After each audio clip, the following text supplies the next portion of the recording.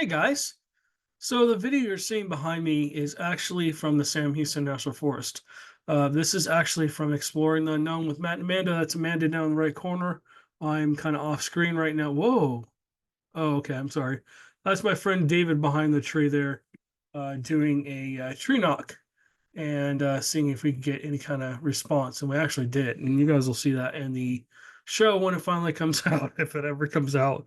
But anyways, we want to kind of talk about the different questions I get regarding Bigfoot and Dogman because I get a lot of them. People ask me, what the differences are. Are they the same? Are they the same breed, but they just look different? Is Dogman actually a Bigfoot? There's just a lot of questions. So as I'm talking, you guys can sit here and watch behind us. I think something happens right between these trees, and the reason you can actually see, to be honest with you, is because I'm using an IR flashlight to spotlight into that area. And we were doing all kinds of calls and stuff. And we did hear something. But yeah, a lot of crazy things happened that night.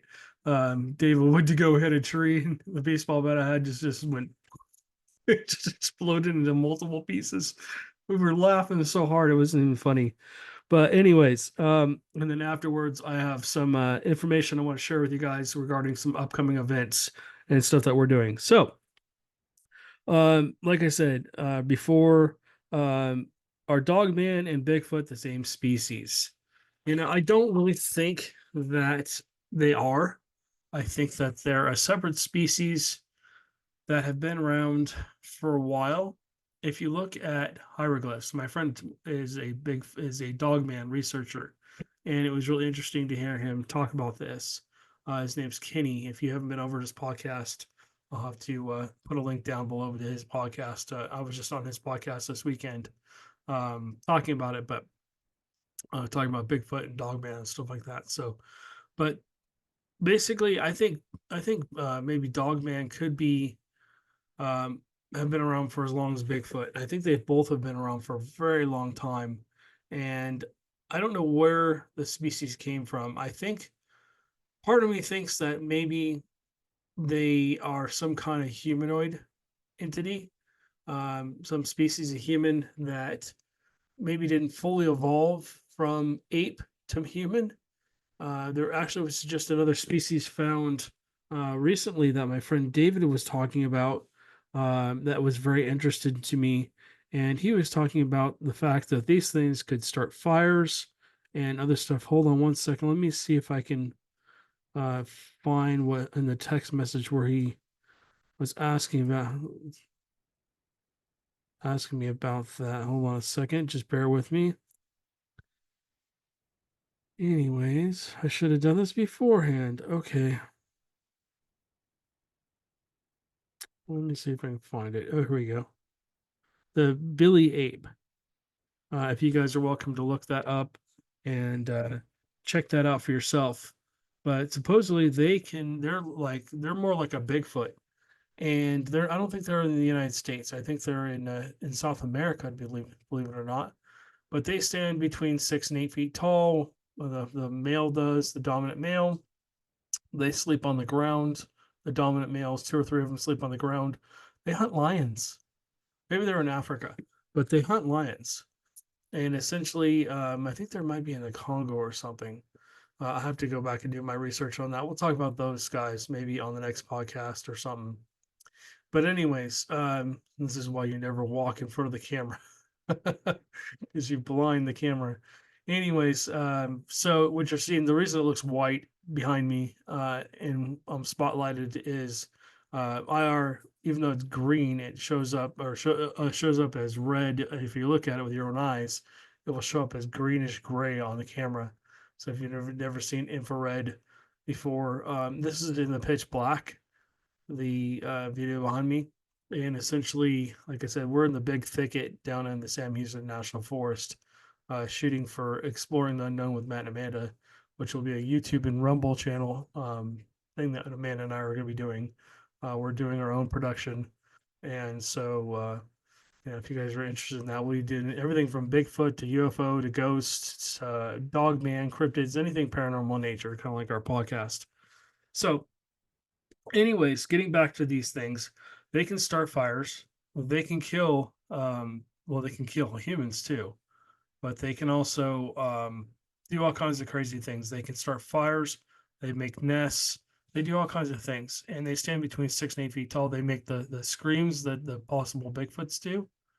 So it's just interesting to me. This is an unknown, basically they were unknown until about 6 or 8 years ago.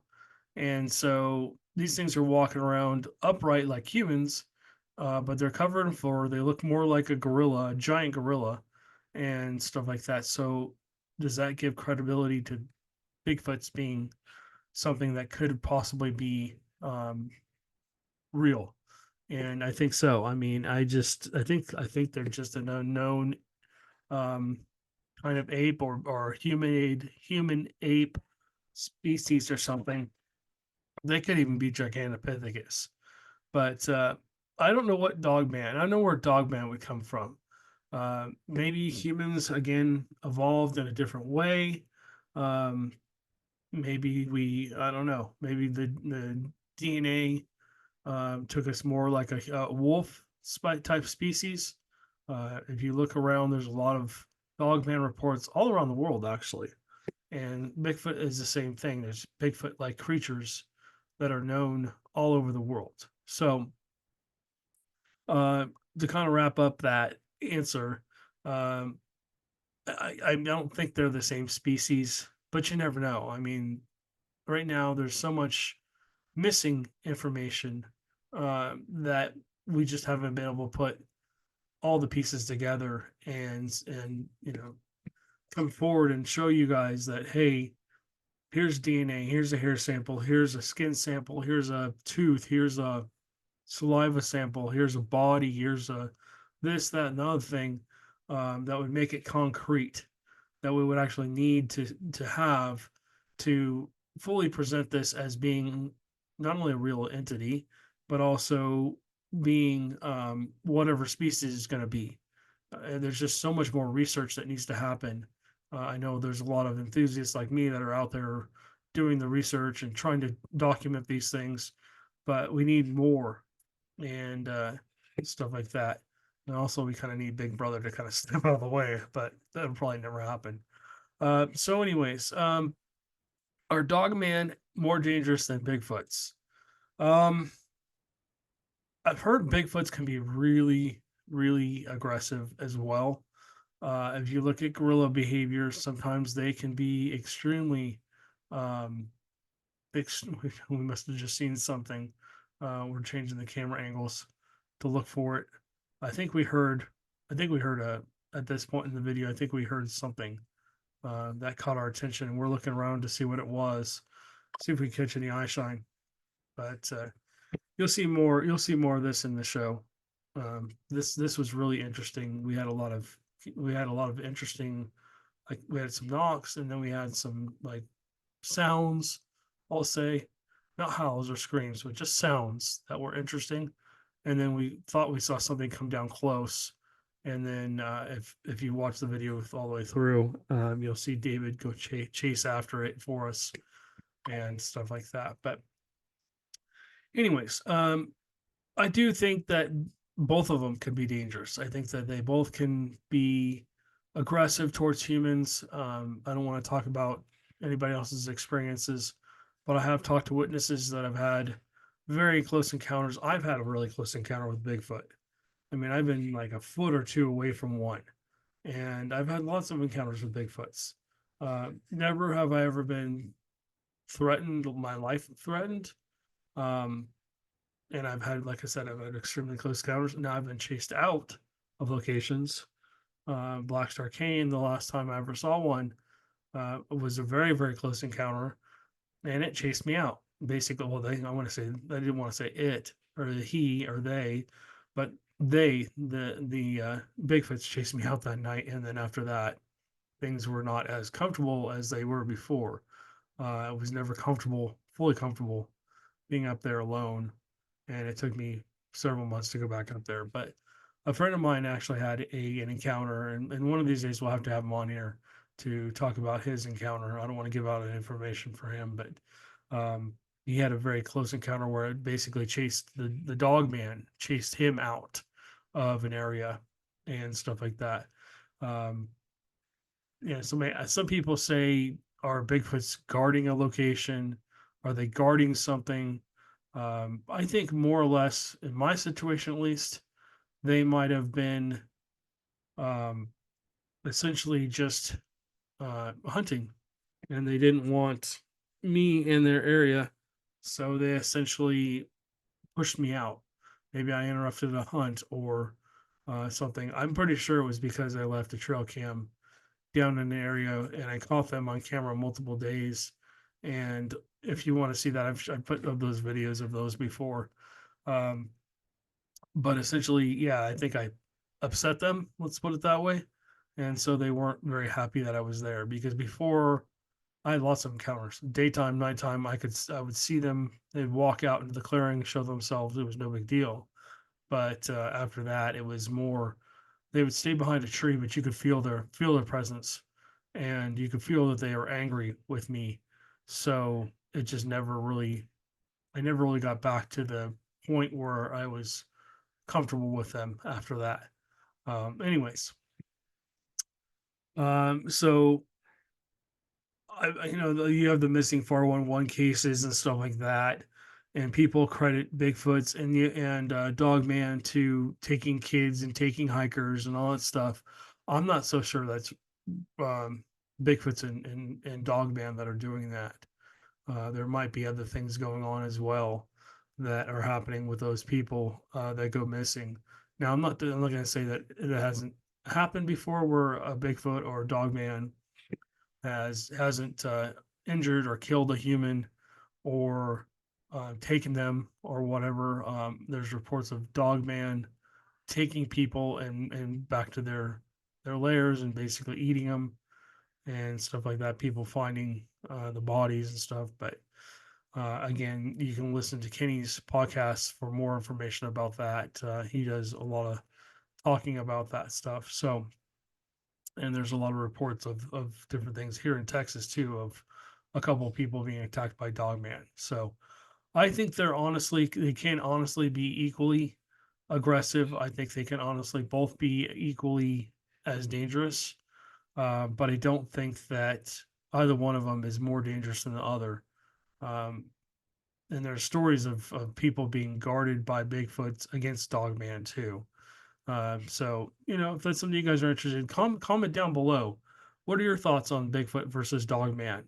Are Dogman bad and Bigfoot's good? Or, maybe you've had an encounter with a Dogman or Bigfoot that was aggressive. I would love to hear about it. You can be Raymond Anons. I don't care. Send me an email. All my information is down below in the comments down below, the comments in the description down below for you guys, so you guys can look that stuff up. But anyways, do I think that the government created Dogman and Bigfoot? No, I don't.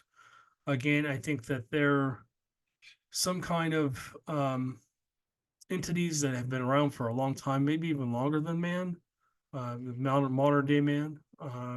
They may have been here for a long time. I mean, you hear about the Indians that have had encounters with Bigfoots.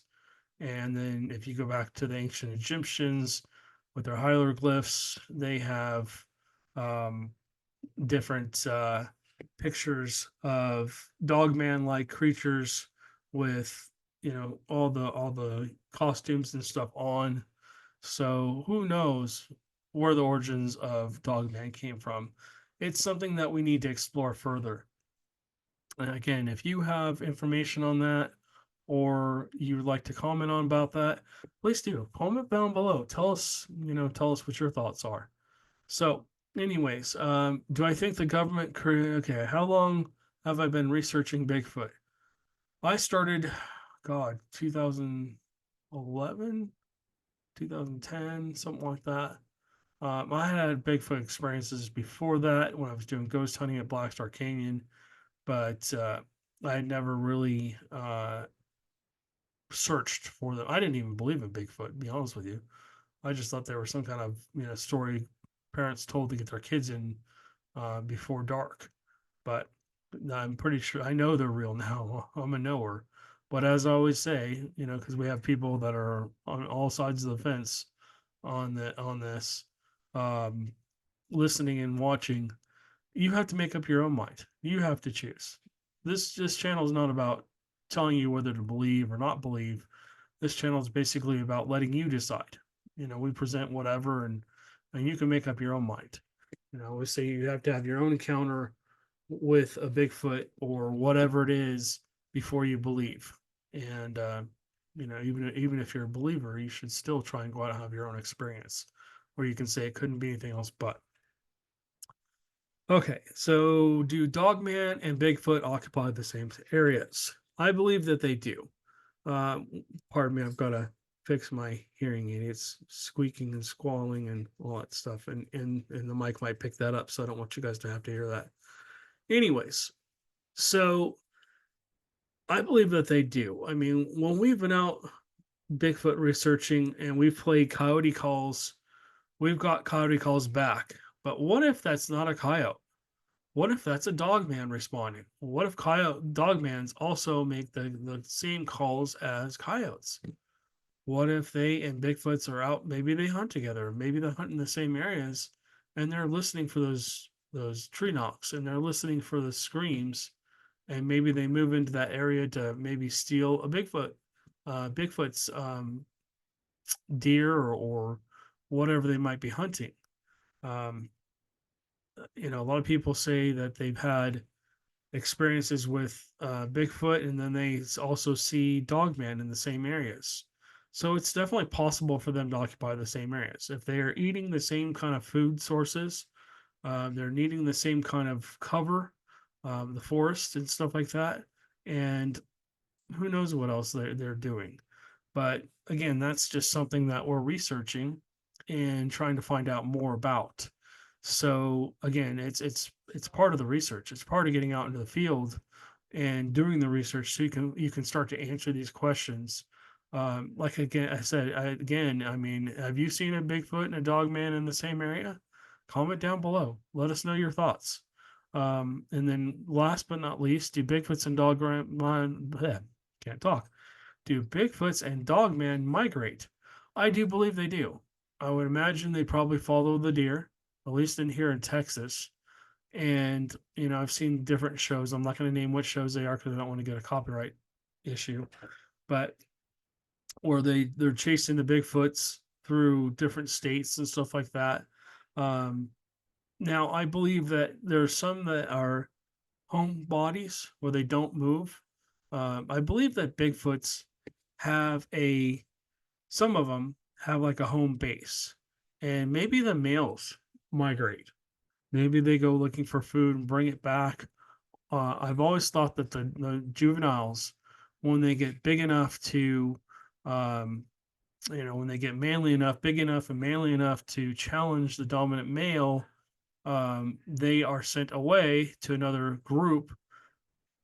Excuse me, are sent out on their own to find a mate or whatever and start their own colony and start another family of Bigfoots. Um, I don't know if Dogman do the same thing. I've heard that they do run in packs.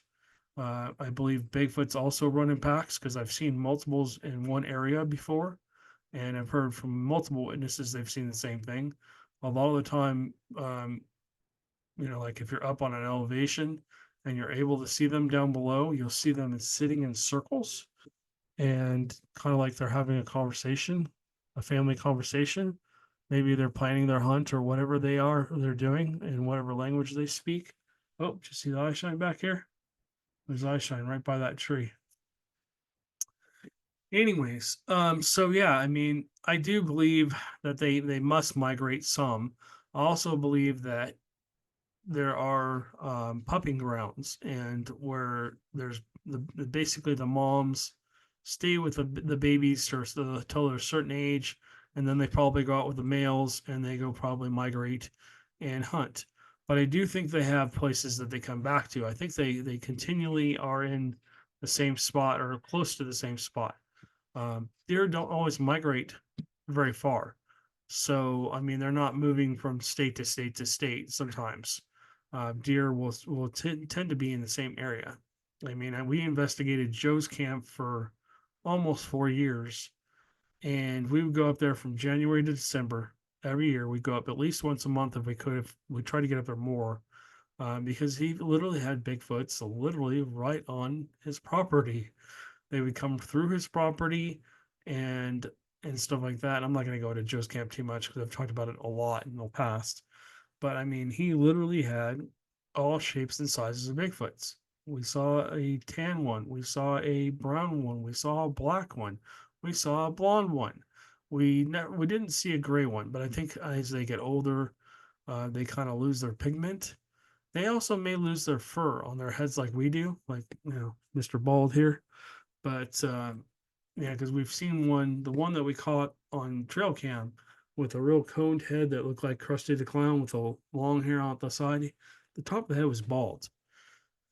So, anyways, yeah, that basically kind of wraps up the questions you guys were asking me. I've had a lot of people actually come up and ask me these questions too. I have a lot of people. I meet a lot of people all the time now that come up to me and introduce themselves and tell me about their experiences, and it's really fun to talk to you guys. So I appreciate you guys, and for all our new listeners, if you're in the Texas area in the Bryan College Station area, and you happen to see our truck, or if we're out roaming around Texas, don't be afraid to walk up to us and shake our hand and say hi and stuff like that, and tell us about your Bigfoot encounter, and because we'd love to hear about it. We're always dropping pins on a map and trying to find new locations that we don't know about, especially here in the Brazos Valley. Because I'm starting to hear more and more stories from the Brazos Valley, and most of them are recent. So I don't know if Bigfoots are moving back into our area. Maybe they're getting overpopulated in East Texas and they're pushing back out towards Central Texas here. I don't know what's going on, but there's still plenty of forest out here, still plenty of cover, lots and lots of Tinkerbell. No, it's Tinkerbell. Lots and lots of deer and other animals to eat. We got the Brazos River. We got all these rivers and these creeks and streams in our area for them to drink out of. And so, I mean, it's still a perfect area. It's not as thick as East Texas is, but we still have reports over here. All right, guys. So, I need to do a little bit of bookkeeping here. We're going to be investigating at the Cat Cafe out in God, I'm just brain farting. Huntsville later next beginning next month. I'm going to be doing a couple weekend investigations out there. If you're interested in coming and joining us for a event at the Cat Cafe, there's a link down below the description that you can click on. And if you're here in Texas, you're welcome to sign up for that. I think they're filling those spots up pretty fast, so that may not be available for very long. But if October does pretty well, we might be able to talk them into maybe doing future events at the Cat Cafe. I know we'll be doing another Bigfoot conference at the Cat Cafe where people can come after hours and sit down with us, and we'll do a whole presentation about Bigfoot and stuff like that.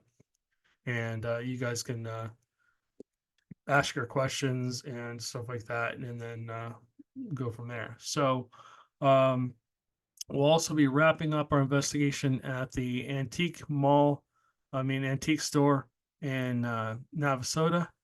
That's going to be happening next month. We'll be doing a live. Unfortunately, we won't be able to do it on Halloween night, but we'll be doing it on November 1st. And I'll put it on here on our YouTube channel and a Rumble channel.